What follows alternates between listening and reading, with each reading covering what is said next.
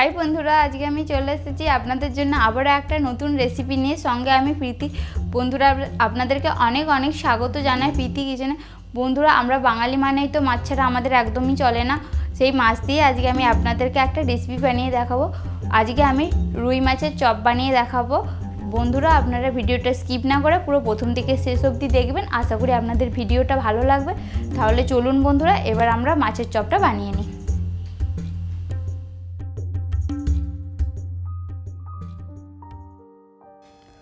বন্ধুরা, প্রথমেই আমি এখানে মাছটাকে সেদ্ধ করে নেব। তার জন্য আমি এখানে একটা কড়াই নিয়েছি। কড়াইয়ের মধ্যে এরপর আমি জল দিচ্ছি। জলটা দেওয়া হয়ে গেছে। এরপর আমি জলের মধ্যে সামান্য পরিমাণে একটু লবণ দিয়ে দিচ্ছি। এরপর লবণটাকে আমি জলের সাথে মিশিয়ে নিচ্ছি। এরপর আমি জলের মধ্যে রুই মাছটাকে দিয়ে দেবো সেদ্ধ করার জন্যে। বন্ধুরা, এখানে আমি রুই মাছ পেয়েছি, তাই জন্য আমি রুই মাছটা নিয়েছি। যেই মাছের কাঁটা কম সেই মাছটা নিলে খুবই ভালো হয়। সেই মাছ নিলে মাছের কাঁটাটা তাড়াতাড়ি বাছা হয়ে যাবে, আর কাঁটাটা বাছতেও সুবিধা হবে। আর রুই মাছের কাঁটা বেশি তো, তাই বাছতে একটু টাইম লাগবে। বন্ধুরা, মাছটাকে আমি জলের মধ্যে দিয়ে দিয়েছি। এরপর আমি এটাকে ঢেকে দেবো সেদ্ধ হওয়ার জন্য 5 মিনিটের জন্য। তারপর বন্ধুরা, আমি 5 মিনিট পর ফিরে আসছি। বন্ধুরা, 5 মিনিট হয়ে গেছে। এরপর আমি ঢাকাটাকে খুলে দিচ্ছি। দেখুন বন্ধুরা, মাছটা সেদ্ধ হয়ে গেছে। এরপর আমি মাছটাকে ছেঁকে তুলে নিচ্ছি জল থেকে।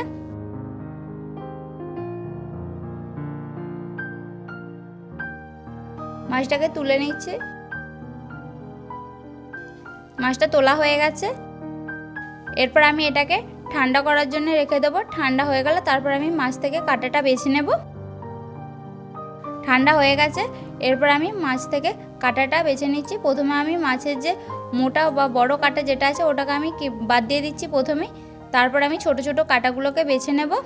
বন্ধুরা, মাছের কাঁটা বাছার সময় আপনারা সাবধানে বাছবেন, কারণ এর তো সরু সরু কাঁটা হাতে লেগে যেতে পারে। তাই জন্য আমি বলছি, যেই মাছের কাঁটা কম সেই মাছ ইউজ করলে ভালো হবে কাঁটাটা বাছার জন্য। বন্ধুরা, মাছের কাঁটা সব বাছা হয়ে গেছে। এরপর আমি মাছটাকে যতটা সম্ভব হাত দিয়ে একদম মিহি করে মেখে নিচ্ছি।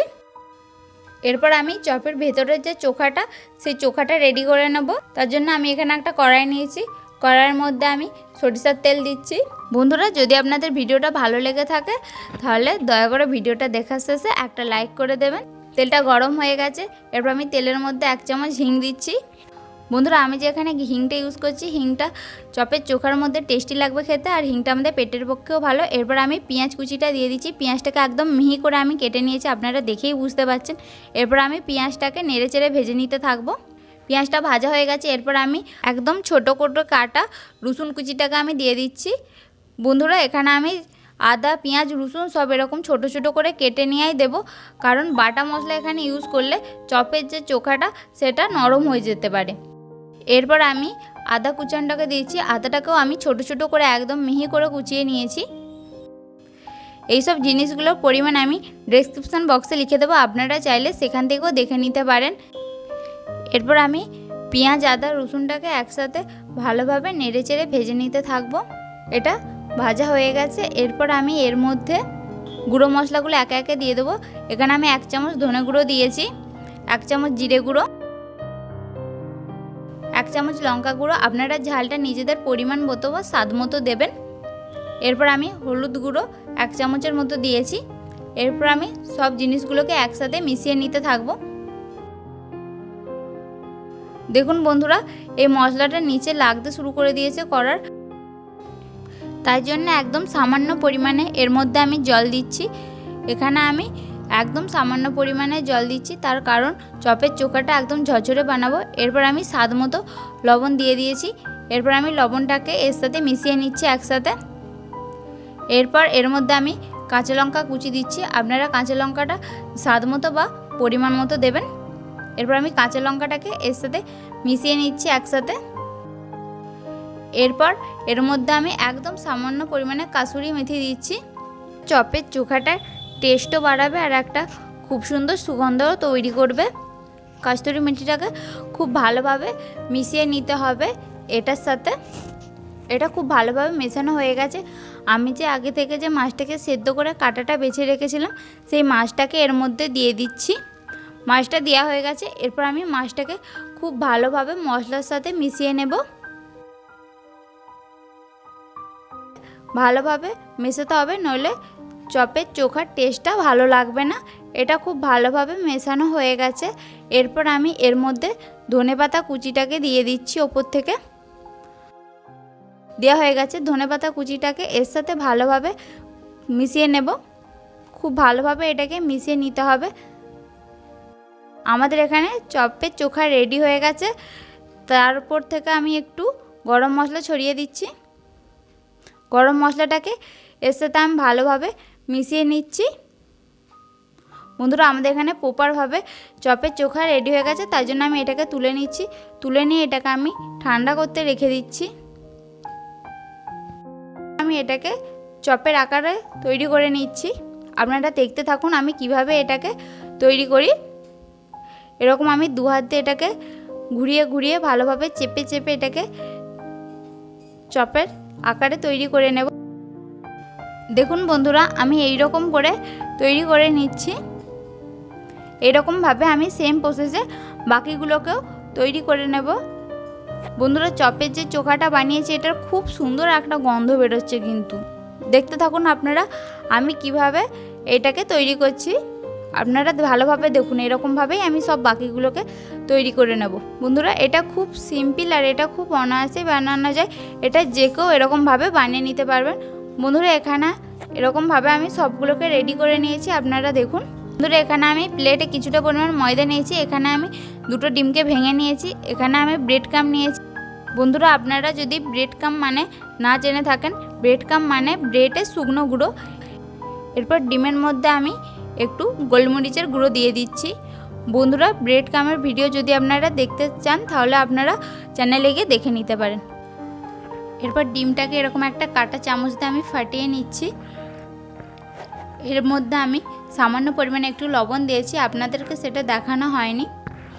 বন্ধুরা, এখানে আমি দুটো হাতই ইউজ করব কাজের জন্য। আপনারা দেখতে থাকুন, আপনারা বুঝতে পারবেন। একটা হাত আমি ভিজে রাখবো আর একটা হাত আমি শুকনো রাখবো। তাহলে বন্ধুরা আপনারা দেখে নিন আমি কিভাবে এটাকে করি।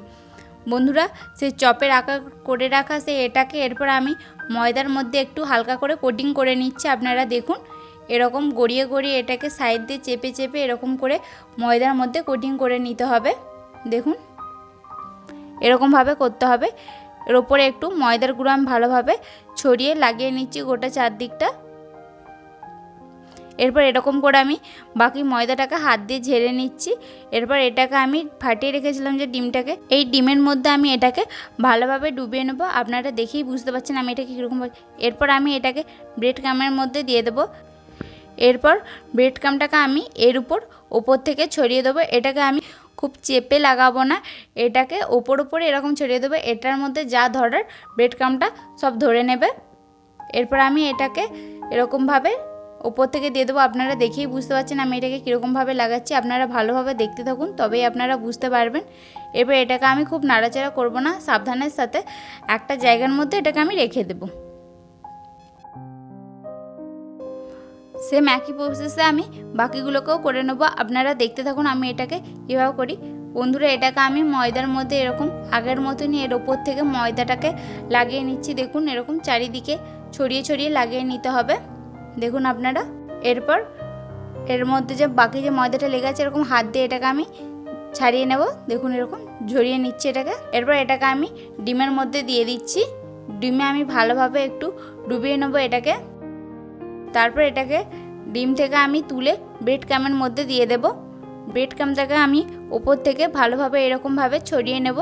দেখুন আপনারা, এটার মধ্যে যা ধরার এটা ধরে নেবে। এটাকে বেশি চেপে চেপে লাগানোর দরকার নেই, এটাকে খুব বেশি আপনারা নাড়াবেন না।